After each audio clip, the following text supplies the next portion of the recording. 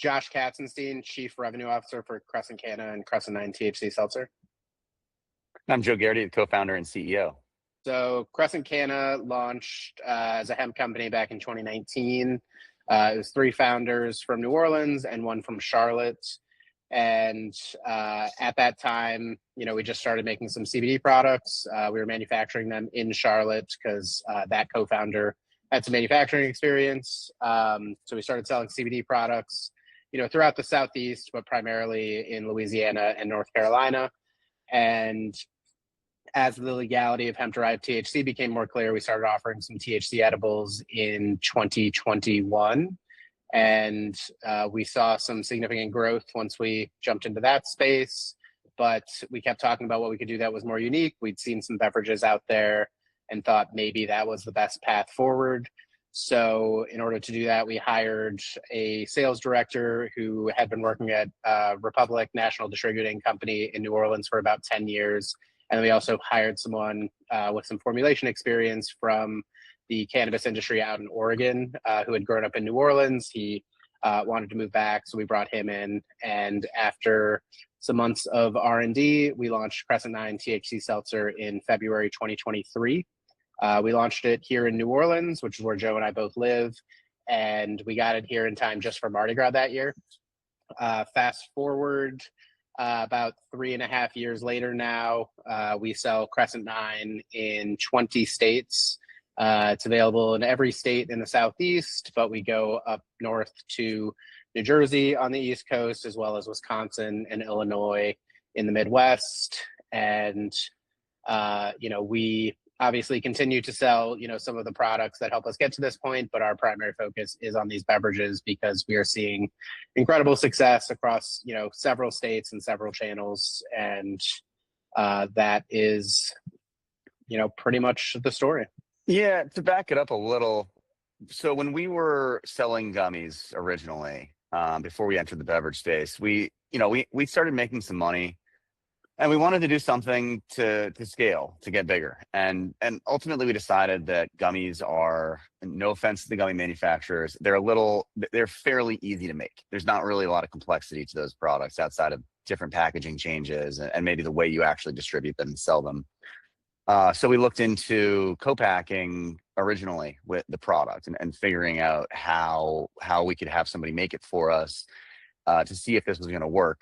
And what we found right off the bat is that the cost going through a co-packer or going through a white label co-packer was actually going to make our product more expensive for us to buy than what we wanted to sell it to distributors for. So we would have been losing money just to figure out if this worked. I mean, just without even accounting for expenses, we would have been losing money. So after a few months of trying to figure out somebody to make this at a reasonable price, we just built a brewery, basically. We just pulled the trigger. We took a new space in Charlotte, a bigger one that was more suitable for beverage manufacturing. We bought 2 7-barrel tanks. We bought 2 30-barrel tanks, a mixer, all the stuff you need to make this happen outside of a canning line. And we just did it. We just said, let's go. And we did not know what we were doing. And that's, that is the truth. We showed up in Charlotte for the first run, and we kind of looked at each other and we're like, all right, so how are we gonna, because we use a lot of real stuff in our products. We use purees and purees are not as simple to manufacture with as maybe we thought. So at a small scale, when we were doing batch sample, just doing benchtop runs to see what it tastes like, fine tune the flavor, the recipes, you can homogenize puree and THC with a little handheld homogenizer. And we get to Charlotte and we're like, okay, we need to homogenize, whatever it was, 400 pounds of puree. And so we're sitting there, and I stayed up all night the first time we did this. And I'm sitting there with a hand mixer and 2 liters at a time, just going for 30 minutes and then dumping in and going for 30 minutes. And after about 12 hours of that, I was like, okay, this is not sustainable. Like there's no world where we can have 15 employees doing this like all day, every day, just to get enough puree in our products. And so we kind of had a decision where we're like, should we go and retune our recipe? Should we basically start from scratch and get rid of the purees and postpone a couple of months, or can we find a piece of machinery that'll do this? And just happened to find somebody online. I think it's called like not Texas Instruments, the calculator company, but something along those lines. And they had in stock a $50,000 homogenizer with a jet engine in it, basically, that does exactly what we needed.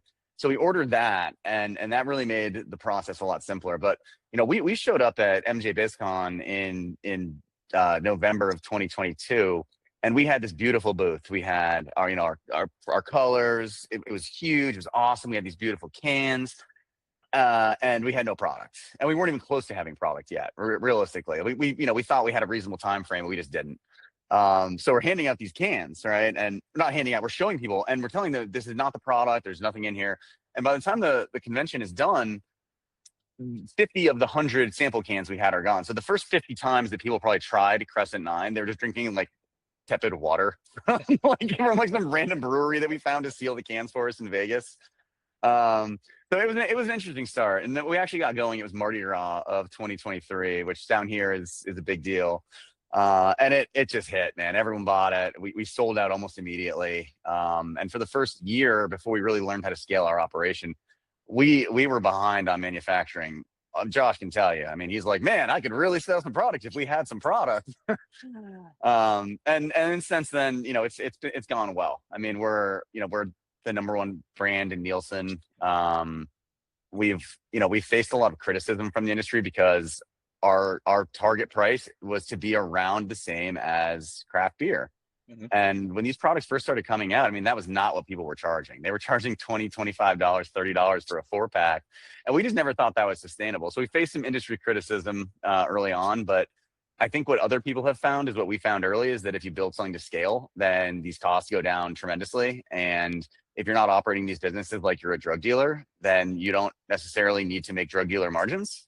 So it's been I never thought about that transition point. Yeah. Yeah. I mean, early on, everybody in the hemp industry that's how it was. Everyone was trying to make 2-3 times their money on everything they were doing, and like it's just not sustainable for an industry, and you're not going to grow. It's a novelty product if you're paying $10 a can for a 5 milligram product. And we wanted these things to be mainstream, and that's what we've always believed in. So we've followed that path for a long time now. And I think I don't want to say that other people have followed, but other companies have matched our price in some cases, and most of the others are just $1 or $2 behind now. So it's been a wild ride, to say the least, watching the industry just kind of change dramatically since we launched, and us as a company also changing. It's interesting too, like that you took that mentality of wanting to compete price wise with craft beer, because that's kind of the target consumer and or the target mindset of comparison for that consumer. And I think obviously we have other demographics of consumers that consume THC beverages, but for a good piece of it, that's a good barometer, because in the industry, everything, because there's not a strict regulation that's in place right now, there's really not a price tier like that's actually an average. Like in craft beer, we go out and we set everything up, and you know where you need to be. If you have an IPA at this ABV, you got to be around here. You got to be around here. So the industry, like I started working in the hemp space with the same thing with gummies and flour 2019, and then beverages started to come in a couple years later. But you're exactly right. It's one of those things that trying to set these tiers so that the consumer is not as confused as well allows that faster adoption rate from consumers to kind of transition and or supplement their drinking habits with THC products. So Joe, take me back, go even farther, and with you and the founders, give me the whole environment, the year when the light bulb came, and kind of how this all was, and what were you guys all doing in your lives when you were like, we're going to jump right in on this? So I had a small chain of retail stores that focused on first vape starting in 2014. I think we were one of the first vape stores to open in New Orleans, and that industry changed pretty tremendously with the advent of the Juul. It really went from being a specialty novelty product where you need some technical assistance to do it properly if you're starting out, and you have a million choices for the little juice bottles. And then CBD came around, and we were buying CBD products from people.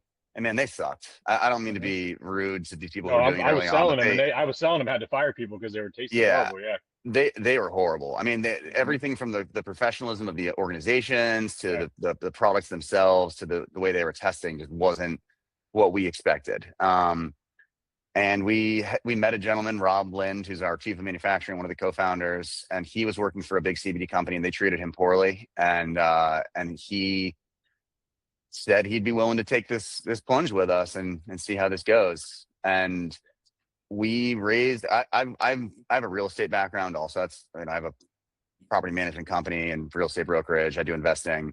And so this was not supposed to be. I don't want to say this was not supposed to be what I did every single day of my life and all I think about, but that's what it's turned into. So we've gathered a little group of people.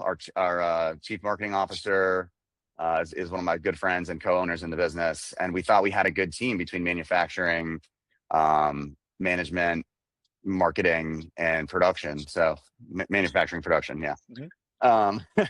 So we just did it. We went and we raised money. We kind of sat around for a while, like, all right, we have a plan here. This actually could work. We can get CBD at this good price. We have a number of people who want to buy it from us. And we just did it. We went out and we raised. One day we just sat down. We're like, it's time to raise money, because every day we do this, we think our valuation is going higher and higher and higher, and sooner we're going to have unrealistic expectations for not only us but the investors. So when we raised $430,000, we probably should have just raised $420 in hindsight, just for the story. But we raised that money. It was definitely not enough to do what we wanted to do, but we made it work, and we kind of grinded. And for a few years there, when we were just selling CBD products, we really, initially we saw great growth, and then we sort of flatlined. And we were making a little bit of money, but nothing worth mentioning. And then we started selling the gummies and the flour, and we started actually making a little bit of money. We're like, oh, there is money to be made in this. As it turns out, as Josh likes to say, people like to get high. So we went through all that, and really when the beverage thing came out, it was just like, we want to do something different. We want to do something that we think is sustainable and harder, that not everyone can just make in their garage. And that's why we went down this road, and it's how we wound up where we are today, just trying things. I mean, Josh he'll tell you, he was a sports writer. He was the beat writer for the Saints in New Orleans when this all started. So Josh, you got that editorial journalism mentality. I can tell. Thank you. It was good. Yeah. Yeah. My background's PR, so you're good.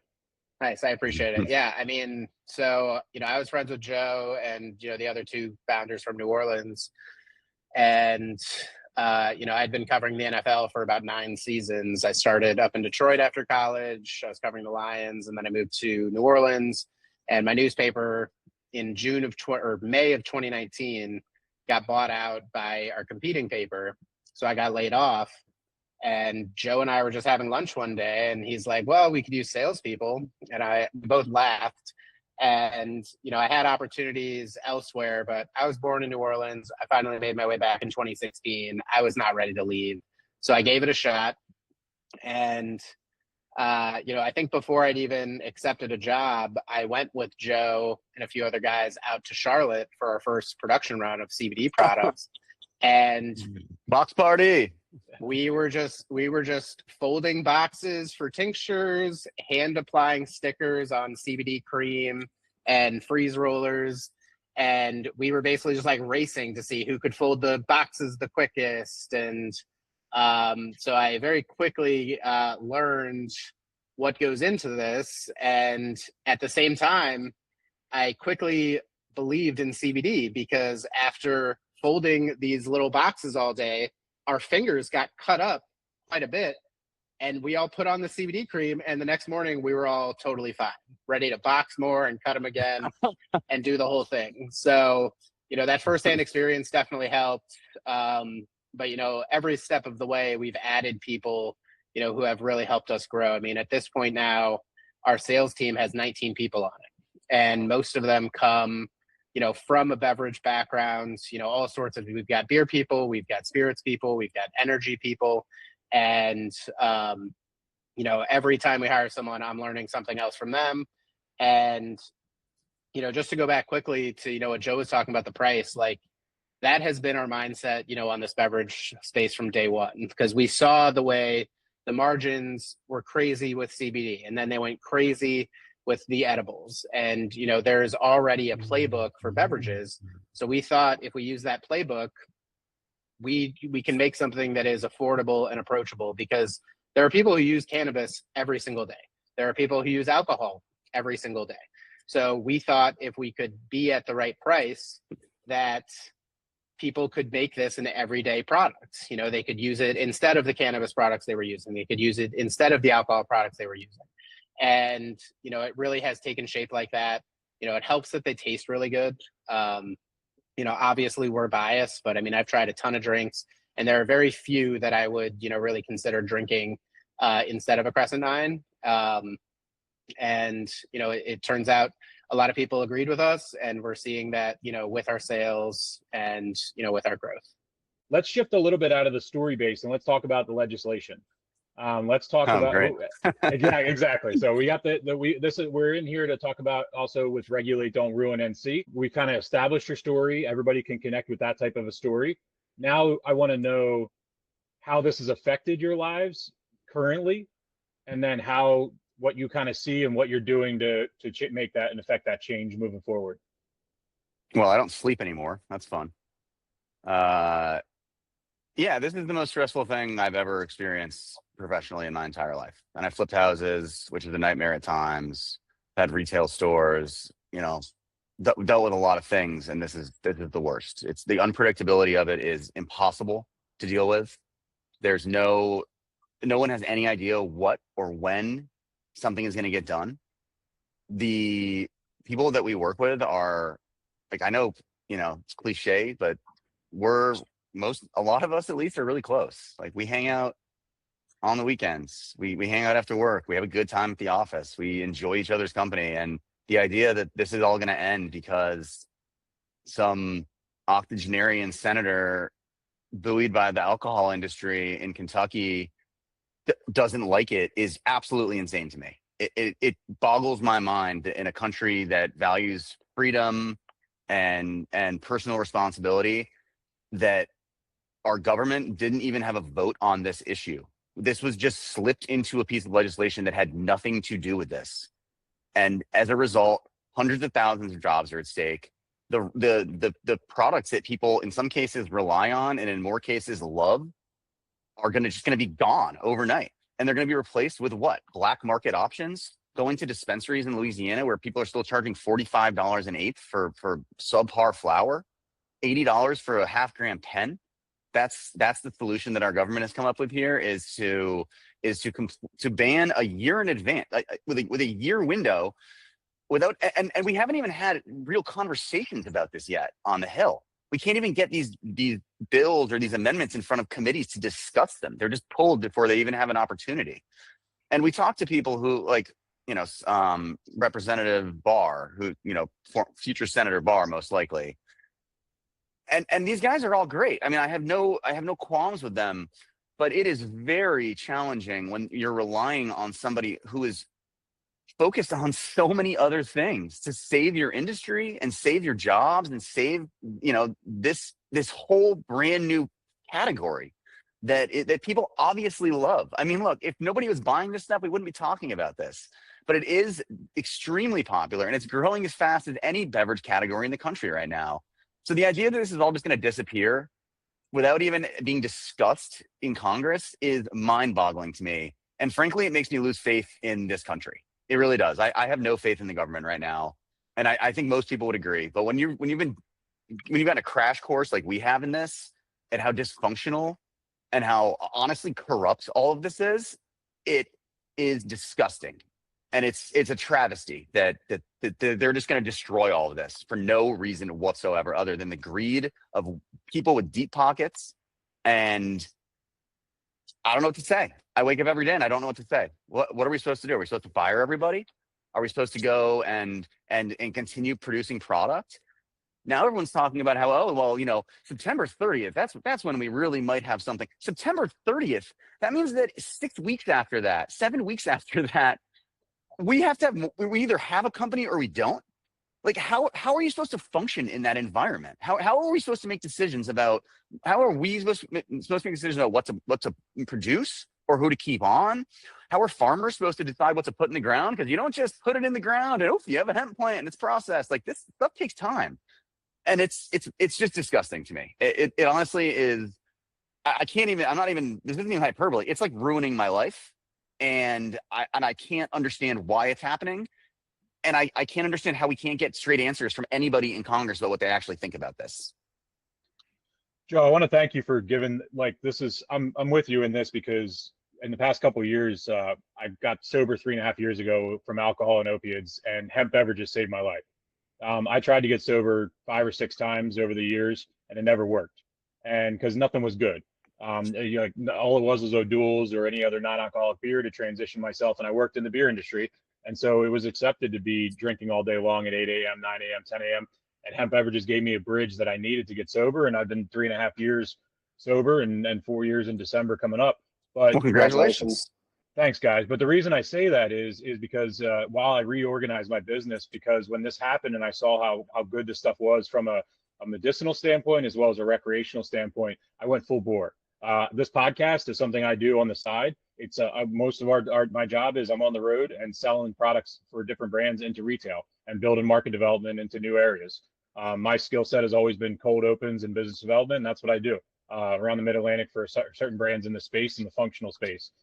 So my place is a place of passion more than it is about money. I never did this to make the almighty dollar. I did it because I believe there's lots of people like me that need this stuff. And then I also believe there's a lot of people like me that also recreationally need this stuff. And so I'm with you 100%. And I really want to thank you for being so honest, because I ask that question a lot in here and a lot of people hold back. And I feel exactly the same way you do. And I'm sure obviously Josh feels exactly the same way as well. The fact that in America, in a place of, I'm a libertarian of the old libertarian, not the new perverted version that exists today that's can be corrupted at any means by the biggest check, because that's the biggest bullshit that exists, is the fact that they want to say you're a libertarian, you want to say you believe in free enterprise, and you want to say you believe in the American dream. But if somebody slides you a check, and I'm speaking from the fact that I call this out, the big three, the big three beers and all the pharma and all that stuff, I walked into the Hill with the HBA as well. And guess what they told me? Yesterday, Anheuser-Busch was in right before you telling me you're going to lie to me. And it's one of those things where it's like, I don't have a lot of faith in things either, but at the same time, I have a lot of faith in pressure. So what I want to say to you is, and I want to say to Josh and everybody that's listening, is what makes these guys scared is these guys, let me not offend any politicians or lawmakers and say this the right way. Oh, I think you should offend them. All right, cool. So just as much as that $1 million check, because Pennsylvania, for example, we're doing a campaign across Pennsylvania, and I can see how much lobbying dollars are coming in. I'm working with a couple $1,000s and a ton of my pro bono hours in Pennsylvania to get this product on the shelves in bars and restaurants, because we can only sell it in vape shops and things like that, which we all know is a viable channel to be there, but it's not as viable as the regular point of purchase where these consumers are, which is liquor and alcohol establishments. So we have a bill that we're trying to get done with that. And our opposition is spending millions of dollars against it. And we have a couple $1,000s maybe to do. So we're squeezing everything here and there. And I think that what people need to understand is, and I hope the audience listens, is that text message, that phone call, that email to your local lawmaker to tell them to wake the fuck up, that's now. And that's how you can help these guys. And that's how you can help all of us, because I'm not sitting here from the outside laughing. Like, I'm a solopreneur for the last 18 years. I started my business in 2008 to service beverage industry brands and help them navigate the wholesale world. And I've reestablished my business in the past few years for this industry. And it is a big hit for everybody. And for some of us, like you guys as well, we're all just still coming out of COVID. You know what I mean? We're not exactly coming out with a full bank account into this. And also with the access to capital and the insurance issues and all that, we're not in a place like craft beer was in 2010 to 2015, where you could go to the bank and get a loan for a t-shirt and a dream out of a garage. And that's something that really, when you said 400,000, I mean, that's, so some people, when you might say, oh my God, that's a lot. It's not really a lot, because a lot of these brands, to start at the scale that you need to start at, you need $1 million in the bank. And getting the $1 million is not easily done in private funding. And so I want to commend you guys for what you're doing. And I also want to commend you guys for your grit and your resilience, because despite the fact of what you're saying, you still haven't stopped. You're on this call right now. You're doing the right things. You're joining the campaigns that need to be joined, because that's what needs to happen. And to the audience, I'll go back to what I originally wanted to say. What can you do? Paychecks matter to these lawmakers. Getting paychecks from different organizations, lobbying groups, things like that, they care about that. But the number one thing to scare the shit out of them is to have constituents and local businesses putting pressure on them. because that is free.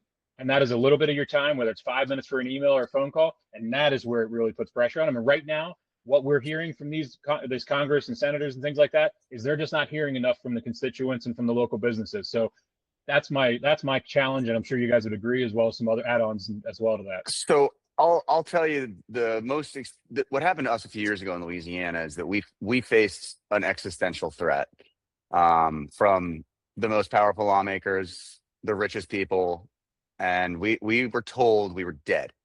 They wanted it gone, and it was gone. And we said, okay, well, that's great and all, but we're obviously going to fight to protect our biggest and our home market where we spent, millions of dollars and people love these products. So we went to the people and we organized the biggest grassroots phone in, email, call, everything that this state has seen in a very long time. This was the same session down here that they made the abortion pill a felony. And they also were going to have a constitutional convention. They received twice as many phone calls and emails about our issue than they did those two issues combined. The phones were ringing off the hook. And by the time that it came to vote on this issue, the politicians were legitimately scared. And they should be, and they should have been, because their constituents, from a ratio of 99-1, we're getting phone calls saying, what are you guys doing? Why would you ban these products? We love these things. We use them every day. And they weren't just getting them from like young 22-year-old hipsters, doing their thing on a street corner at 9 a.m. They were hearing from middle-aged white women and people of color and grandmothers. And they were all saying the same thing. They're like, why would you get rid of this? It doesn't make any sense. There are companies here that make money doing this. There are people who employ people who live in this state. And not only that, but I love these products and I use them every day and I don't want to stop. I don't want to become a criminal just because some rich politician or ally of a politician is threatened that someone else came out with a product that's taking a little bit of their market share. And we won. It wasn't a clean win. We were limited to 5 milligrams per 12-ounce can. You can only do 4-packs, but that was a win for us. We survived when everyone said we were dead. And they said there isn't even the people in politics that I trust told me there isn't even a point in fighting this. It's done. The governor wants it done. Lieutenant governor wants it done. The Senate president wants it done. Speaker of the House wants it done. The richest guy in Louisiana wants it done. The marijuana industry, who's funded by a billionaire down here, wants it done. And we're like, cool. Well, the people don't want it, and that's who these people actually work for, is the people. So to your point, man, you're right. That's what has to happen. And the reason this was able to sneak through. I mean, I'll give Mitch McConnell credit. I think he's a piece of shit. Let's be clear. I don't want to mince words. That is how I feel about him. And I feel even more so today than I did yesterday. And I'll feel more so tomorrow than I do today. But he tried to sneak in hemp legislation so many times leading up to the continuing resolution that wound up with the ban, that this became a boy who cried wolf scenario for our industry. We all came out 4 times that year. Urgent, emergency, contact your representatives. By the time it actually came down to it, by the time it was put into this bill, everyone had heard from us 10 times, not 10, 4 times that year, that the end was happening if you don't pick up your phone, and nobody called. And there was no oxygen in the room at that point too, because we were talking about food stamps and government employees getting paid and funding the military. And yeah, those issues are more important than hemp for the national conversation. I get it. But we didn't have a room to breathe at that point, and nobody picked up the phone to call about that one issue. And the phones were already ringing off the hook from people who weren't getting paid and people who needed food. And like, I get why it worked. And McConnell's a savvy politician. I'll give him that. But that's why this happened. That's why this was able to get in that bill that had, again, nothing to do with hemp otherwise. And again, to my point, we still haven't had a conversation about this nationally. It's never been talked about with any sort of detail in Congress. Most Congress people probably barely know about this issue still. And it has to change. I mean, and the question is now, where do we go from here? When do we have this conversation?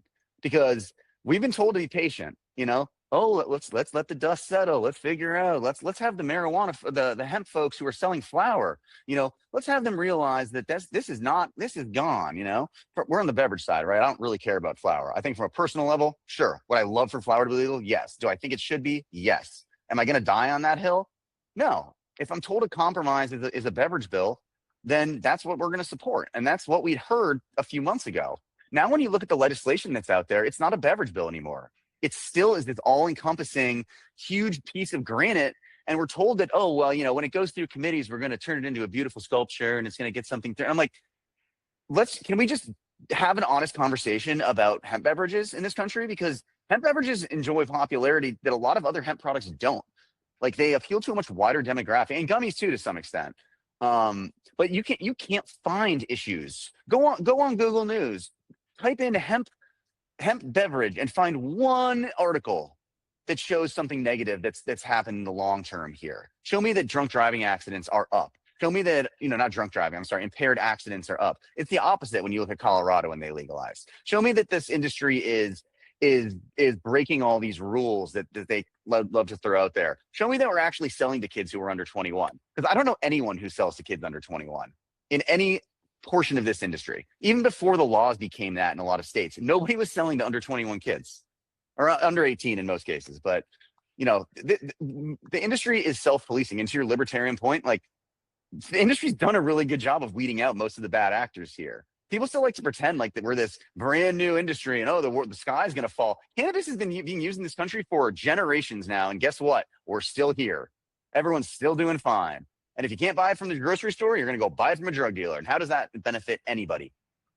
It's those things too, where I saw this week a new report that that they're finally coming out with reports that I worked in the alcohol industry my whole life, so I'm not saying this is a dig on them, but also at the same time, to pretend that alcohol is not a debilitating thing and it's not easily comparable to this is just really asinine. And the fact that this new report comes out this week that more than one drink or cocktail a day is unhealthy for you, and then it turns out that the government was suppressing that release until this week. So the fact that also narrative manipulation. So again, Josh, back to my PR degree here, getting dust off the academic world, is the counter narrative is not being published because the algorithm is suppressing it also. The amount of times where I'm putting up factual information, and Joe, to your point, I just was interviewing the Council for Advertising for Cannabis, and that was exactly what we talked about. We talked about the disinformation tax that exists, where it costs 5 times as much for us to get your story out there. It costs 5 times as much as if I was to work with a distillery client. That's wrong. And that's not wrong because the distillery client's doing something wrong. It's wrong between the way the platform and the structures and the way we get messages out are put out there. And the other piece is, you are right. There are 0, and this is from the Hemp Beverage Alliance directly, 0 beverage instances with the children's safety that goes on. And I use children's safety because I'm also going to be stern is, if you actually gave a shit about the kids and you thought it was that big of a deal, you would have banned it at midnight in November. You wouldn't have waited till the following November. So That's the other thing. Why would you care about the children and then leave it for a year to run rampant? Where, and honestly, if you even believe how people would do, they would just sell as much as they can in the next year. Well, what you just did was, if you cared about the kids, was you just flooded the market with product that people just want to get out of their warehouses. Yeah. I mean, look, and also to answer your point too, exactly. And to answer your point too about the 21 and over, to answer your point of the 21 over as well, is the products that's being consumed by those children in those instances with the gummies and the flour, it's being consumed because the parents have left it out in their house. It's not, they're not buying it from a store and then getting it, because where you would know is in that story where that child and that thing's happening, they would be showing where it came from, because they would be exploiting the place where the child purchased it, but they can't legally put that in the news because it's not the way it is. It's the child found the bag on the kitchen table and they took it from their parents. And the reason I want to say this, and Josh, I'll let you go in a sec, is that that's just the same as if you left your bottle of tequila in the middle of your kitchen and your kid drank it and got and alcohol poisoning. Like, so what, are we going to ban tequila? No, tequila is an interesting one, but it's really a lot of these, these lower ABV products that taste great. Like, a kid's probably not, I don't want to defend tequila. I mean, I do, I love tequila, but a kid's probably not going to drink, a 5-year-old's not going to drink a bunch of tequila for the most part. It doesn't taste good. But a lot of these other products that, we're told, oh, child safety is a big thing. Okay, cool. Why is every single alcohol manufacturer allowed to put cartoon characters and hard fruit Welches, and hard school now? Welches, hard Yeah. Arizona. yeah, like, are you kidding me here? It's just a joke. Yeah. Well, no. I was going to say a couple things, but one of my both favorite and least favorite stories. A couple years ago, the former governor of Missouri tried to just ban these things, with an executive order, and he cited data that said there has been an 800% increase in THC hospitalizations in children. Missouri has legal marijuana, and they did when this report came out. And turns out the 800% increase was an increase from 1 child to 8 children. So not exactly, leading with the truth. And also there's nothing that could say that those children who should not have been having these products, obviously, whether they got them from their parents going to a dispensary or from hemp products, whatever the case may be. But what I was going to say earlier, there's a very frustrating paradigm happening here, because during the early days of the pandemic, when everyone was locked down, alcohol sales went crazy because people had nothing better to do than get drunk at home, maybe hang out with a neighbor. Then as soon as, the restrictions were lifted and people started getting out, a lot of people wanted to lead healthier lives. So alcohol sales started to decline. Our products did not exist. These hemp beverages did not exist at that time in 2021. The alcohol sales already going down. Then hemp beverages come out a year or two later, and they're saying that our drinks are the reason that alcohol sales are down, when in fact that trend had already started. And if you ban hemp products, people who drink them are not going to immediately go back to alcohol. They're going to, as Joe said, find a drug dealer. They'll go to a dispensary in a legal state and buy these products and stock up. And they are just not going to all of a sudden shoot the alcohol sales back up to where they were before the pandemic. So, I think, and then the other frustrating thing, Mitch McConnell in particular, Kentucky grows, nearly as much hemp as any state. So we got to see Mitch McConnell slide this law change in there while Rand Paul is fighting on behalf of the hemp farmers. We now have Andy Barr fighting on behalf of the hemp farmers. And it's like, this is not really benefiting people. It is not benefiting farmers. It is not benefiting consumers. It certainly is not benefiting small businesses. And there are so many people with stories like yours, Nate. I have people all the time, like, what's been the best part of this experience? And it sounds so cliche, but I've had so many people tell me that our products have changed their lives for the better.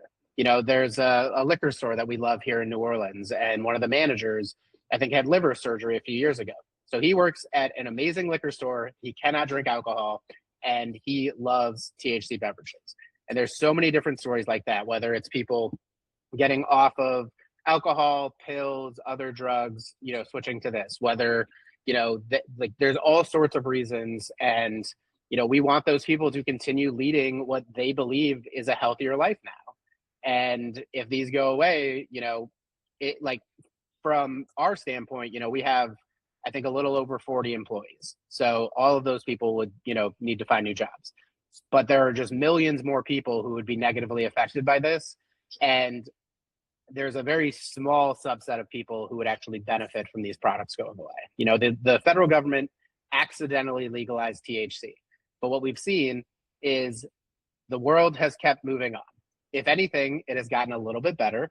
One of my favorite things to repeat, to distributor meetings is that bartenders love when people drink THC drinks, because they are much nicer to the staff than the people who are drinking, the same amount of alcohol. And, we just, would love to continue doing this and building this. And, we, continue to say that there are so many people who have not tried these products, and that's why we expect to continue growing. And we would just like the opportunity to do that and continue to do it in the professional way that we do. Because I think Joe used to say all the time, our products are tested more than baby food in some cases. So, we think that our products are safe for 21 plus adults. And, we hope that the government, will realize that here in short order. I don't think there's anything in a grocery store tested more than our products. And I don't think I there's tell a people single all the thing. time, like when I'm doing tastings and stuff like that, it's the most transparent product on the shelf, period. Like we're going into a society where everybody wants to know what's going in their mouth. you can't figure out on half the RTD. Let's take tequila out of it and put an RTD vodka can in there. There's no nutrition label on that. There's no calorie count. I put on 100 pounds selling craft beer for 10 years because we didn't realize we were drinking 300-400 calorie beers all day long. You know what I mean? Like, and then they're drinking all the bar food and everything like that. You know, it's not there. This is literally the most transparent adult beverage on the shelf. And the fact that it's being put into a negative aspect of being dangerous is the biggest irony of the world, is that we're not doing enough education. Not we as individuals, but at scale. We're not educating consumers enough. We're not educating people enough, but also the corruption is a big piece of it, Joe. You know, one of the things that, you know, in the face of this ban has just continued to give me optimism is that they gave it a year. So if it was truly this public health emergency, they would have banned it that day. So, you know, we continue to hear that, you know, the White House is engaged on this. They are hoping, you know, to continue allowing full spectrum CBD products in some manner. Hopefully that, you know, gives us space, but, you know, we're going to keep fighting and see what we can do. Yeah, I mean, I would just say this isn't the first time that we as a company have been told we're dead. And as little faith as I have in the American political system right now, I do have faith in Americans. And I think that when it becomes apparent to everybody that this is not a drill, this is really happening, that they are going to pick up the phones, they are going to call their representatives that they know, and they are going to make their voices heard. And loud and clear, everyone who's ever cared about this issue, like really cared, not been told by somebody else to care. Anyone who actually cares about this is in favor of it. And, you know, there are a lot of us. There are many more of us than they think. And I think, and when politicians start getting word and wind of how angry we are about something that they generally don't care about, they're gonna flip.